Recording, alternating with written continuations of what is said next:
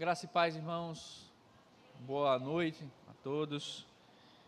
Nós estamos numa sequência estudando aquilo que é conhecido como as parábolas do reino, presentes ali no capítulo 13 de Mateus. Então, eu convido você a deixar a Bíblia aberta no capítulo 13 do Evangelho de Mateus.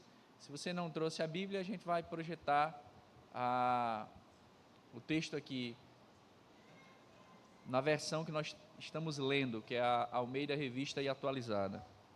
Perdão, a Nova Almeida Atualizada. Isso mesmo. Eu gostaria de lembrar alguns detalhes importantes. As parábolas, como nós temos abordado e entendido aqui, elas servem a dois propósitos, né? Revelados pelo próprio Senhor Jesus aqui, né? Elas revelam, em primeiro lugar, o reino, o rei e aquilo que o rei exige dos seus súditos. Isso é muito claro no capítulo 13 de Mateus, dentro dessas parábolas que são apresentadas pelo Senhor Jesus aos seus discípulos. Mas, em segundo lugar, as parábolas proferidas pelo Senhor Jesus, elas têm também a finalidade de esconder o reino de Deus para aqueles que rejeitaram o Senhor Jesus. Isso chama muito a nossa atenção numa época em que você vê várias pessoas tentando fazer muitas coisas para agradar todo mundo. E não é essa a perspectiva que nós vemos na pessoa do Senhor Jesus. Obrigado, Nina. Nós não vemos essa perspectiva, né? Jesus, ele quer apresentar o reino, o rei e os valores que os súditos desse reino devem desenvolver, mas, por outro lado, ele quer ocultar os mistérios do reino para aqueles que o rejeitaram, para aqueles que rejeitaram a mensagem, né? E nessas parábolas, nós temos essa clara percepção, por meio de semelhanças, né? Lembrando que as parábolas, elas contam uma história para apresentar uma verdade, ou para apontar um ensino. Outro ponto que não deve ser esquecido por nós, quando nós estamos lendo uma parábola, é que ela é uma figura, um estilo literário, e que, portanto, esse estilo literário, ele segue um propósito. Qual?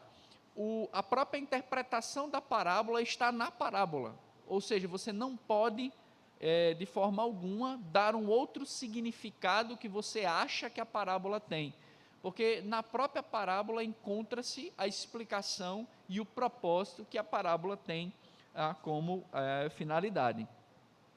Nessas parábolas de hoje, nós vamos ver duas parábolas, né? Eu queria falar sobre o crescimento do reino, a partir de duas parábolas aí que se encontram no capítulo 13 de Mateus. Nós vamos ler 3 versos, né? Verso 31, 32 e 33.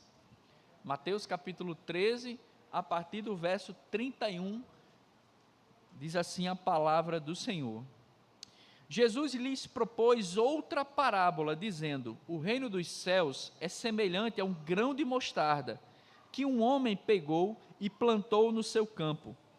Esse grão é, na verdade, a menor de todas as sementes, mas, quando cresce, é maior do que as hortaliças e chega a ser uma árvore, de modo que as aves do céu vêm se aninhar nos seus ramos. Jesus lhes contou ainda outra parábola. O reino dos céus é semelhante ao fermento que uma mulher pegou e misturou em 3 medidas de farinha, até ficar tudo levedado. Vamos orar? Senhor, nós precisamos de Ti.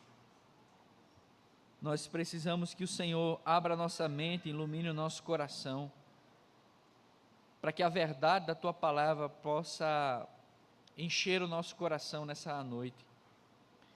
Senhor, que o Senhor fale ao nosso coração, mude as nossas vidas, como servos do Teu reino.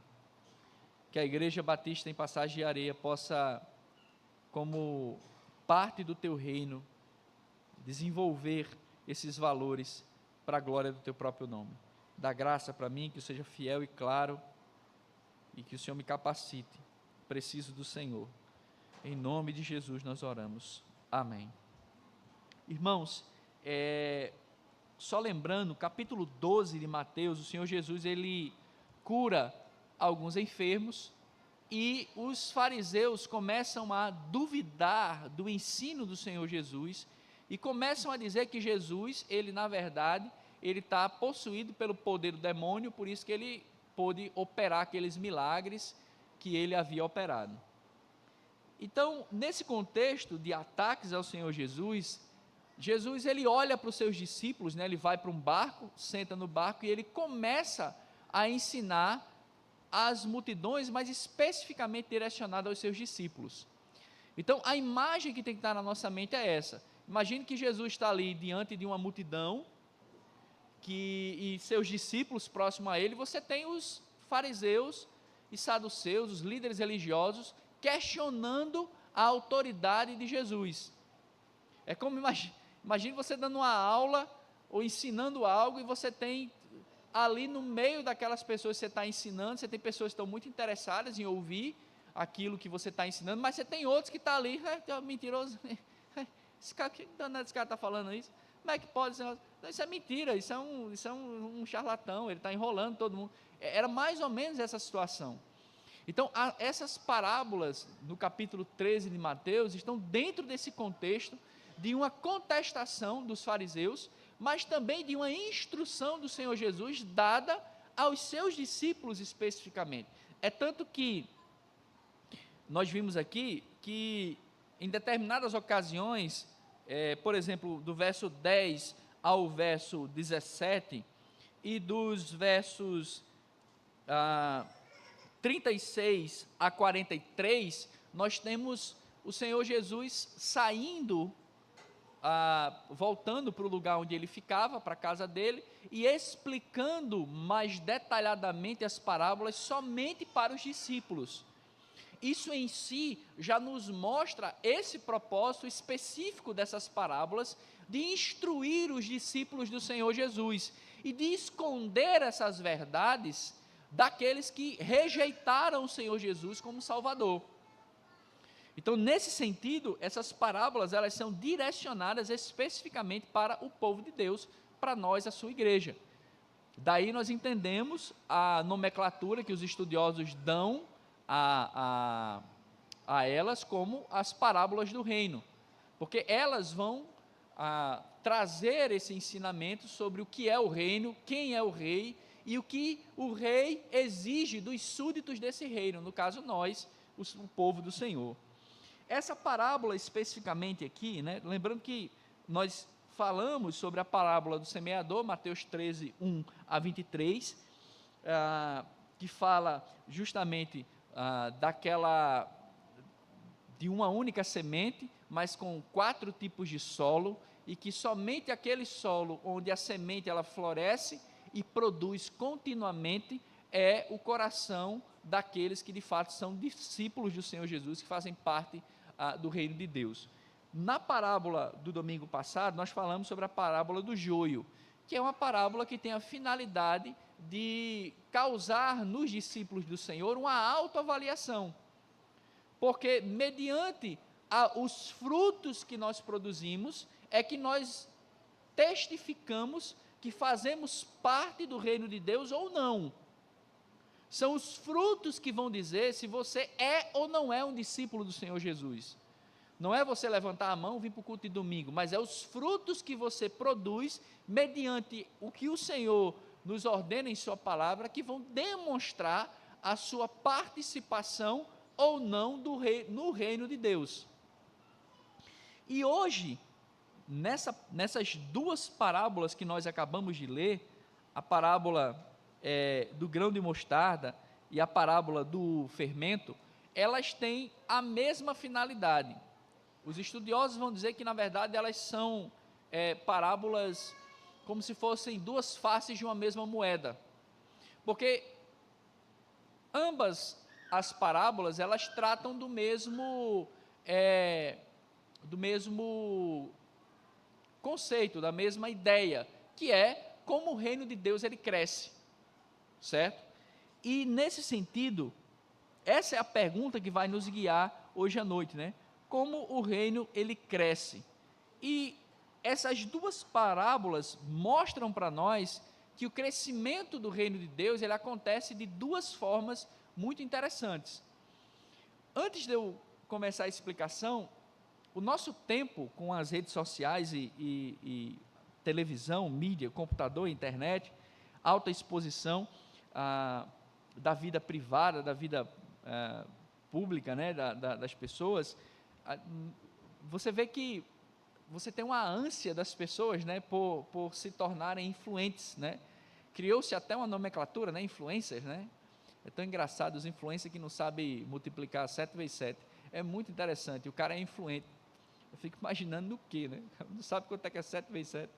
Então, assim, mas o ponto é o seguinte, busca-se uma relevância pelaquilo que a igreja ou a pessoa ela pode demonstrar para as outras. E essas parábolas, elas vão fazer com que nós, a igreja do Senhor, a gente tenha um outro olhar sobre o que é o crescimento.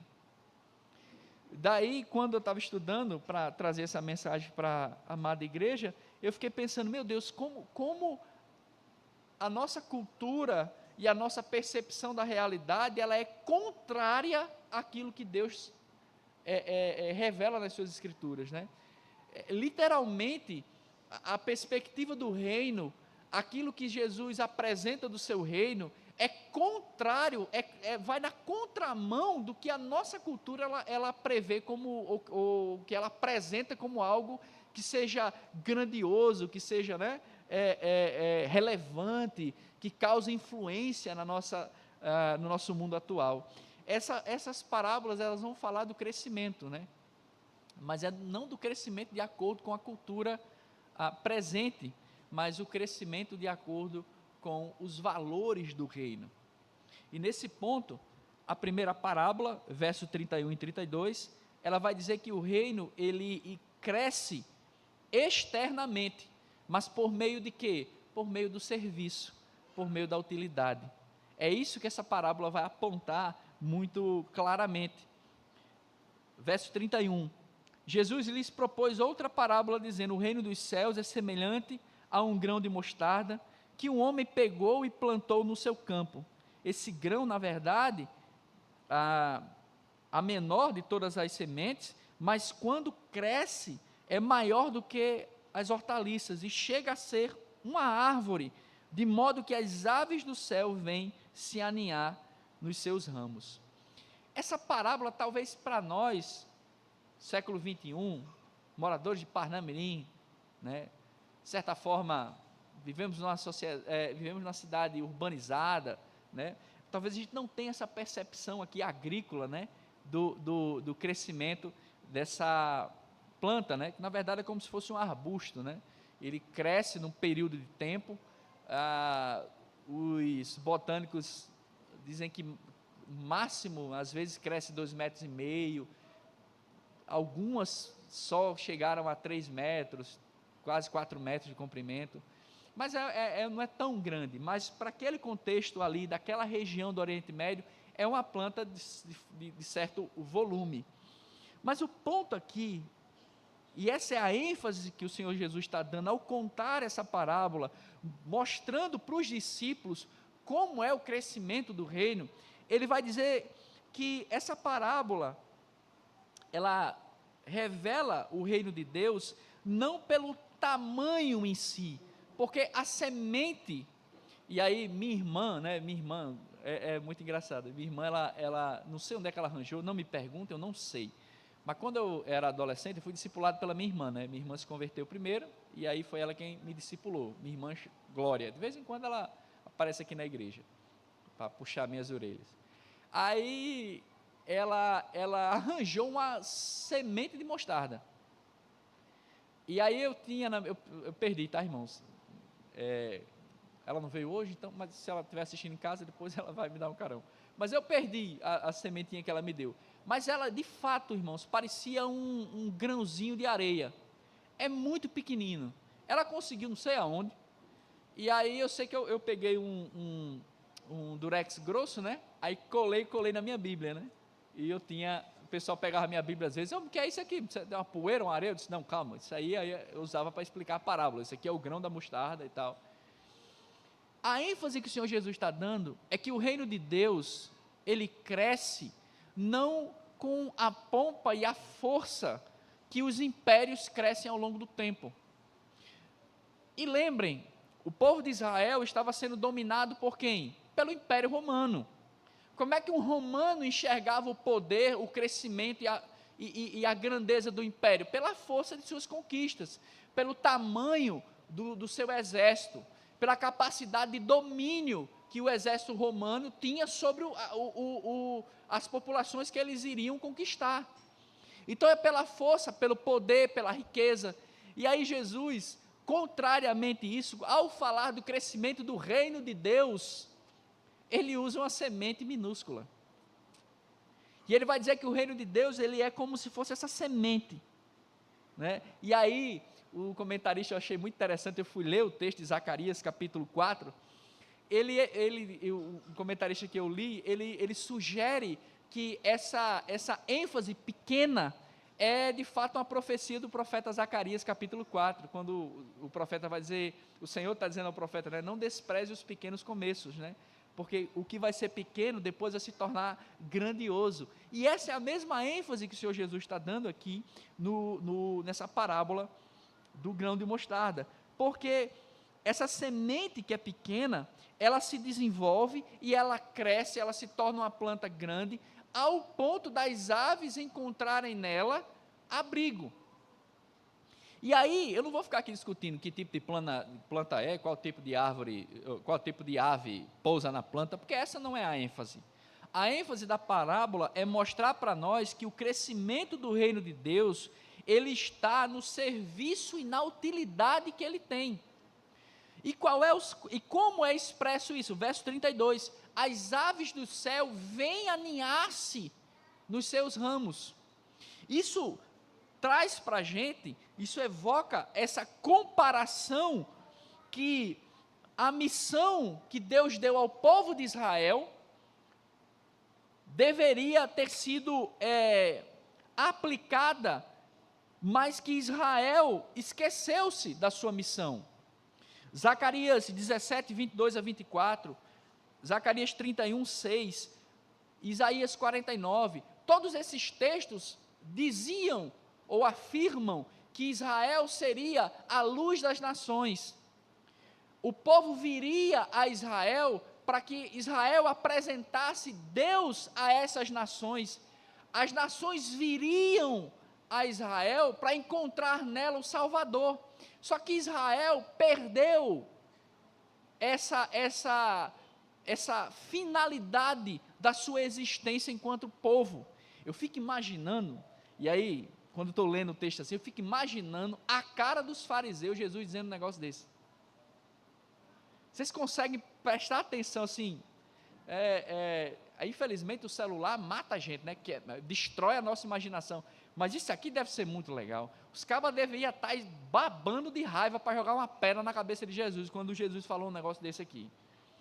Porque Jesus era muito corajoso, né? Porque falar um negócio desse na cara dos líderes religiosos, e ele dizer que vocês foram negligentes com a missão que Deus deu a vocês. Vocês deveriam ser esse grão de mostarda, que começou pequeno, mas que cresceu, e as nações deveriam vir a vocês, para ouvir a respeito de mim. E aí tu falar isso na cara dos camaradas que estavam ali, lembra, estavam os discípulos, a multidão, e os líderes religiosos estavam ali. E Jesus está falando essa parábola na frente deles. Então, nesse sentido, Israel perdeu essa perspectiva do serviço e da utilidade. Israel achava-se que Deus viria, o Messias chegaria, iria destruir o Império Romano, e Jesus e o Messias iria fazer com que Israel se tornasse um grande império, que iria dominar o mundo e estabelecer a paz pela força do seu Messias, pela força das armas. E Jesus está dizendo para ele, vocês entenderam errado, não é isso não. Esse não é o ponto. O reino de Deus não cresce baseado na força do nosso braço.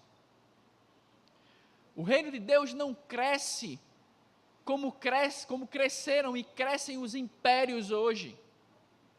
Os grandes influenciadores são aqueles que o cara que anda num Porsche, numa Ferrari, tem 1 milhão de seguidores, 2 milhões de seguidores, eu estava vendo, tem até tem 30, 40, 60 milhões de pessoas seguindo o cara. Você diz, nossa, esse aí é um grande influenciador. No reino de Deus não é assim. A grande influência está onde? No serviço e na utilidade. E o ponto fundamental aqui é que qual é o sentido desse serviço e dessa utilidade que Israel perdeu e que a igreja hoje cumpre este serviço e esta finalidade em substituição, ou pelo menos em substituição parcial, né? Até que os judeus também alcancem arrependimento e fé em Cristo Jesus. Mas como é que a igreja ela cumpre esse crescimento do reino?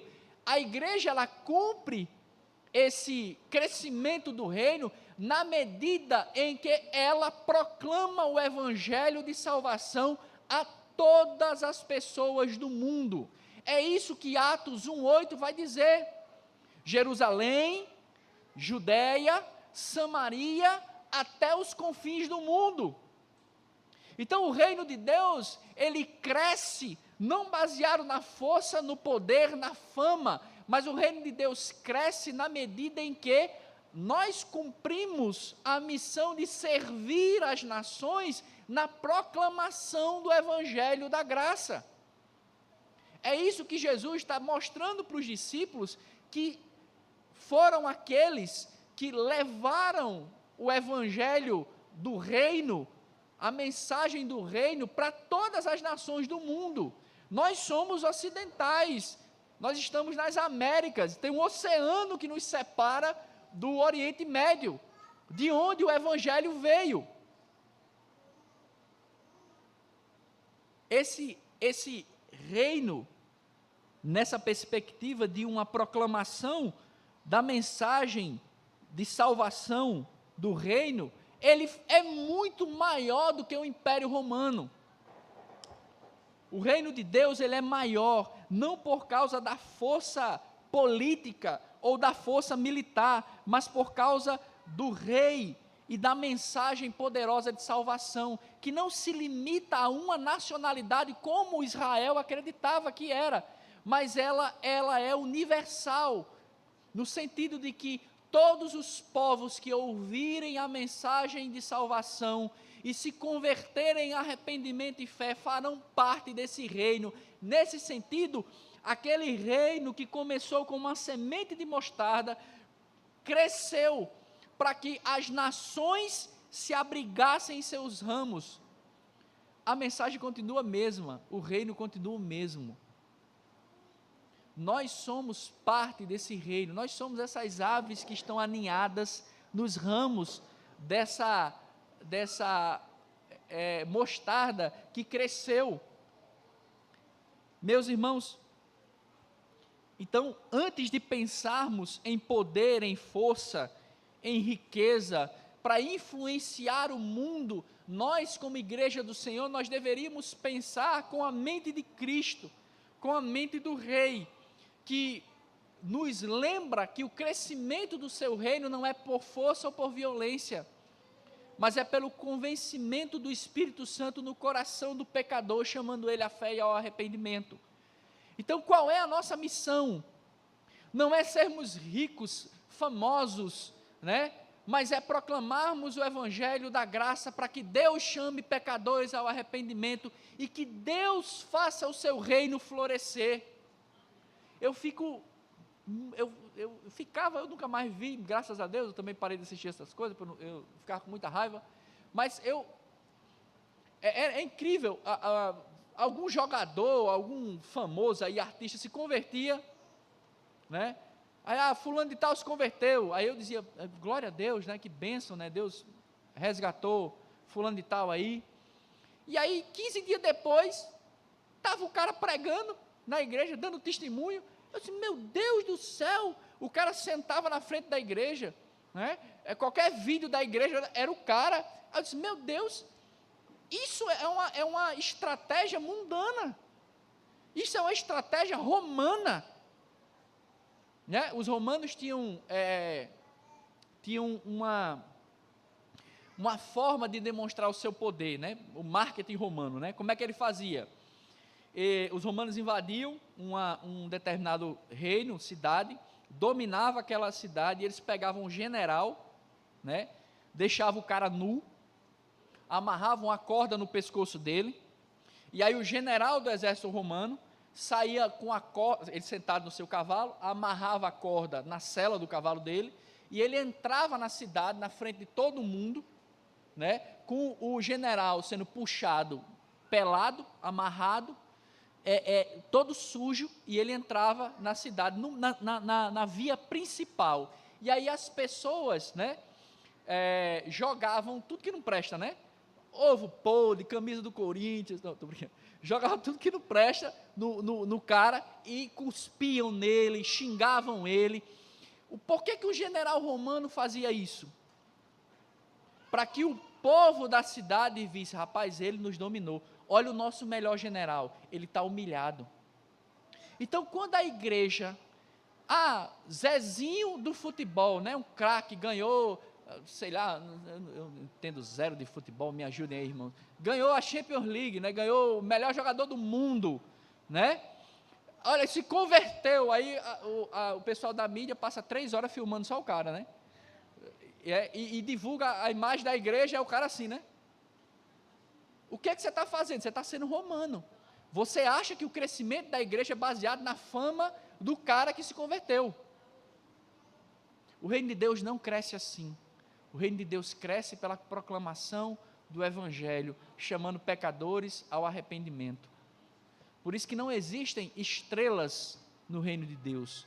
O reino de Deus não cresce baseado em estrelas. O reino de Deus cresce fundamentado na mensagem do rei, que é uma mensagem de arrependimento e de perdão de pecados.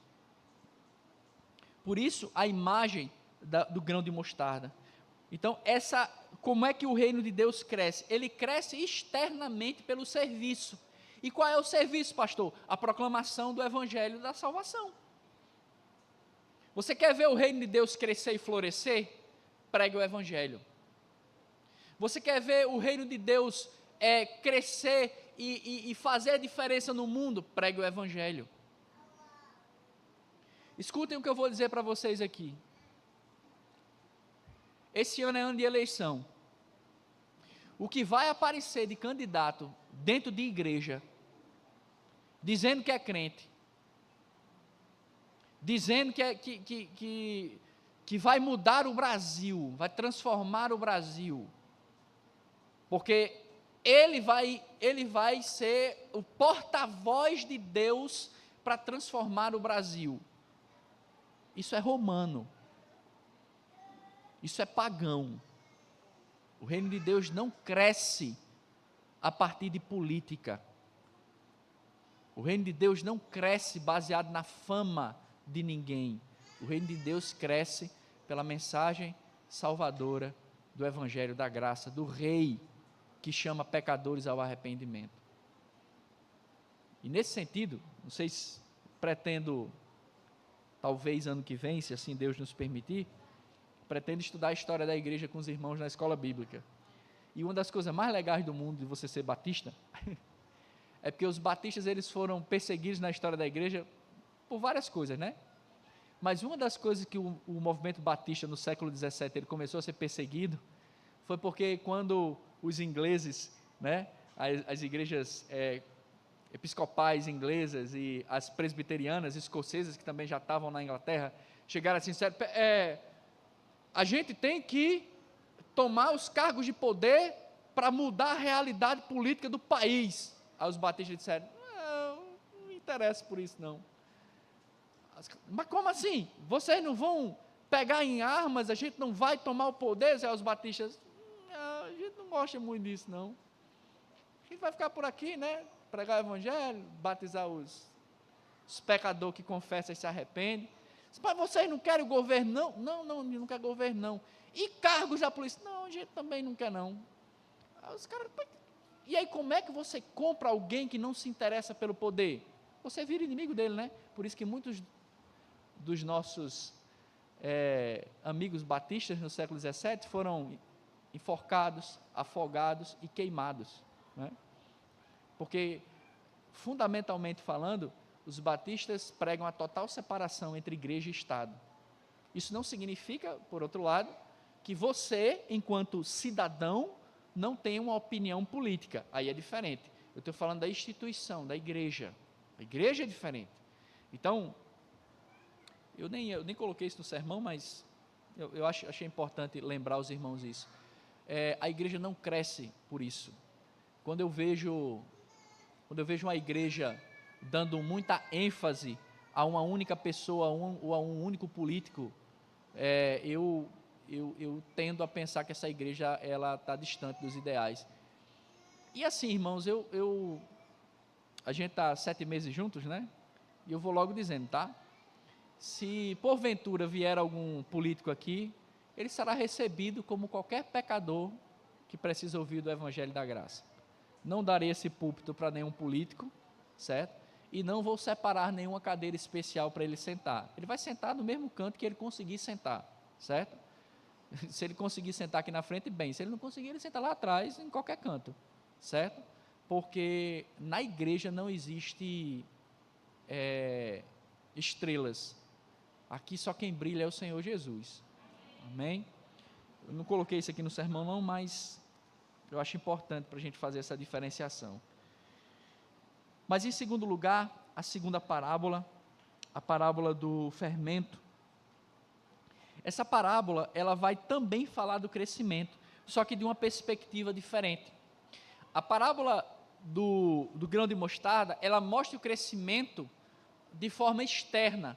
A proclamação do Evangelho faz com que o reino de Deus comece pequeno, às vezes uma pessoa, uma família, e aí o Evangelho é pregado, e aí surge uma igreja ali se torna uma comunidade bíblica, forte, saudável, influenciando o bairro. Mas a parábola do fermento, ela mostra o crescimento, mas a partir de uma outra perspectiva. Jesus lhes contou ainda outra parábola. O reino dos céus é semelhante ao fermento que uma mulher pegou e misturou em 3 medidas de farinha até ficar tudo levedado. Ora, o Senhor Jesus, ele assemelha o reino dos céus ao fermento. E aí tem um detalhe: fermento na Bíblia, normalmente, tem a ver com coisa que não presta, certo? Você vai ver isso tanto no Antigo Testamento, quanto Mateus 16, verso 11, 1 Coríntios 5, 7 e 8. Mas aqui, nesse texto especificamente, o fermento aqui, ele é apresentado como algo positivo. Porque o reino de Deus, ele é comparado a esse crescimento do fermento, que o fermento produz, né? O que chama a nossa atenção é essa frasezinha na nossa Bíblia, né? 3 medidas de farinha. Isso aqui, 3 medidas de farinha, é farinha suficiente para fazer pão para mais ou menos de 80 a 100 homens. É muito pão, meu amigo. Aí você vai estudando e você vai vendo as coisas, né?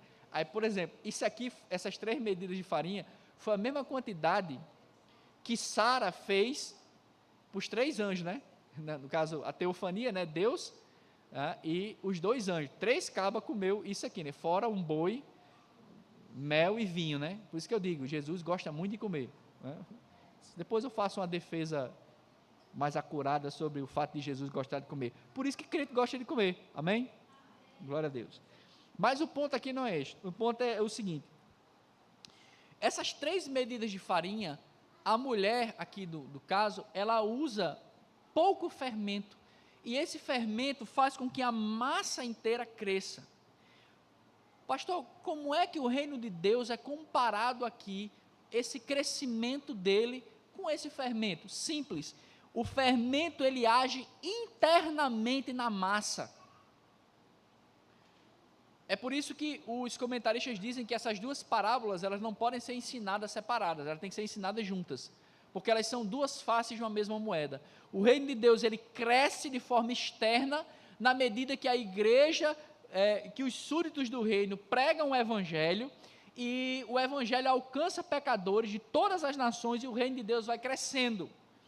A outra face da moeda é essa parábola do fermento, onde a mensagem do evangelho, ela muda o coração do pecador. E mediante a transformação que o evangelho produz no coração do pecador, o reino de Deus, ele cresce. Então, a ênfase que o Senhor Jesus está dando ao ensinar os seus discípulos sobre o crescimento do reino a partir da parábola do fermento, está não naquilo que é demonstrado externamente, mas aquilo que é demonstrado a partir de uma mudança interna no coração de cada súdito do reino. Isso nos faz lembrar, se os irmãos prestarem atenção, né, na boa leitura bíblica, os irmãos vão ver quando é que começou ali o povo de Deus ali, mais especificamente, quando é que Deus separou um povo para si? Os aliancistas vão dizer, lá em Adão, mas como eu não sou aliancista, apesar de gostar muito da teoria das alianças, mas tecnicamente falando, começa com Abraão, um senhor de 80 anos.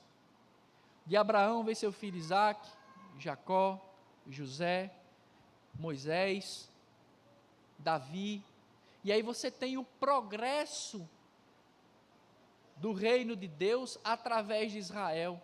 E aí depois, quando o Senhor Jesus veio, o progresso do reino começou agora estendendo-se a todas as nações. Então você vê que parece que é o mesmo princípio. Ora, se o grão de mostarda era pequenininho e ele se torna uma árvore, o princípio também é o mesmo aqui do fermento. Era apenas um pouco de fermento que fazia a massa inteira crescer. Então, nesse sentido, o reino de Deus, ele cresceu e ele cresce dentro do coração dos súditos, quando estes ouvem a palavra, se arrependem e mudam a sua vida. E aí, meus irmãos, isso nos suscita o entendimento que nós temos perdido ao longo do tempo, de achar que a influência que nós temos que ter na sociedade é por meio da política, é por meio de um prédio muito bonito, suntuoso, para chamar a atenção das pessoas. A principal ferramenta de crescimento interno do reino de Deus é você se arrepender dos seus pecados e viver os valores do reino. Tem uma frase, eu não lembro, os evangelistas não gostam muito dessa frase não, mas eu acho que se você for equilibrado, a frase ela tem seu valor e sua profundidade. A frase é assim, né? Pregue o evangelho, fale quando necessário. Pregue o evangelho, fale quando necessário. Essa frase, ela evoca esse princípio aqui apresentado na parábola do fermento. A sua vida deve ser uma proclamação do evangelho. Não adianta nada você estar com a camisa, sou de Jesus, Jesus te ama, e você vir para a igreja e se arrumar, né? Não adianta nada você fazer tudo isso externamente, mas as suas atitudes não são coerentes com o reino que você proclama externamente, que faz parte. A nossa vida deve ser coerente com o reino e com o rei que nós dizemos que seguimos. Meus irmãos, é vergonhoso. Os irmãos, os mais velhos aqui vão lembrar, no mensalão que teve, na corrupção que teve do governo, você teve um monte de, eu vou dizer pastores, né, entre aspas, mas pastores e evangélicos estavam recebendo propina, dinheiro desviado. Agora, de novo, estourou outro escândalo de corrupção no nosso país, envolvendo o Banco Master, né? Todo mundo está sabendo disso. E tem vários pastores envolvidos de novo. E aí eu pergunto, cadê a medida do reino de Deus no coração que fez a massa levedar? Não teve. Então, Igreja Batista em Passagem de Areia, como é que o reino de Deus cresce? No serviço da proclamação do Evangelho. E o reino de Deus cresce quando você muda a sua vida. Não adianta nada eu abrir a boca e dizer que sou crente, pregar o Evangelho, e sou velhaco, estou devendo a mercearia do seu Luiz aqui. No culto eu canto, né? Levanta as mãos e adora ao Senhor. Estou devendo a Deus e o mundo. Estourei 50 cartão, estou devendo na mercearia do seu Luiz, do seu Zezinho. Então, cadê o reino de Deus, meu amigo? Eu sou de Jesus. Aí eu vejo isso, né? Infelizmente eu vejo isso. Eu sou de Jesus. Aí você dá uma prova, o menino que é crente está colando. Eu digo, tu é crente? Sou crente, graças a Deus, canto na igreja. Aleluia. Colando. Então, o reino de Deus, ele cresce na medida que ele transforma a nossa vida. É assim que o reino de Deus cresce. Então, falta-nos demonstrar na nossa vida esse crescimento do reino no nosso coração. Eu tinha um professor que ele fez um negócio, eu já estou encerrando, ele fez um negócio muito interessante. Ele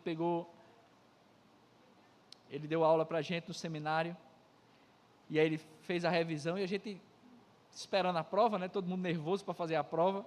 Eu disse, meu Deus, e agora? Aí ele terminou a prova, aí ele dobrou a prova, né? Aí deu para a gente, está aqui a prova. Aí a gente estranhou assim, disse, como assim, professor? Ele disse, vão para casa, amanhã vocês pegam o material, dão uma olhada de novo, aí vocês guardam o material, senta na mesa e faz a prova. Aí a gente ficou olhando assim, mas como assim, professor? E se eu quiser pegar o material e olhar? Esse meu amigo, se você não é honesto ao ponto de ser fiel a Deus, de não colar, então saia do seminário, que você não merece ser pastor não. Você tem que ser honesto em tudo que é canto. E aí eu reprovei, tá, irmão, nessa matéria?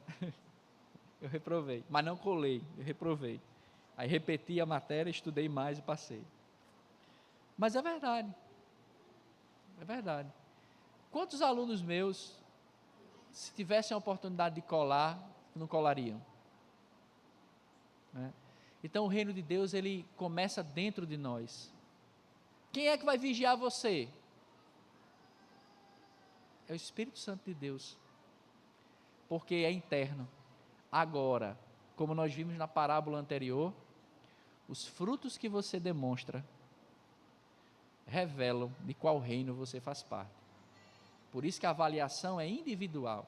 Eu não posso olhar para o irmão e dizer, olha, o irmão aqui não é do reino, esse aqui é, esse outro não é. Não, porque só quem sonda a mente e o coração é o próprio Espírito Santo de Deus. Mas que Deus nos ajude a usar as ferramentas do reino para fazer o reino de Deus crescer. O serviço da proclamação do Evangelho e o crescimento interno dos valores do reino no coração de cada um que foi chamado à fé e ao arrependimento. Amém? Vamos orar?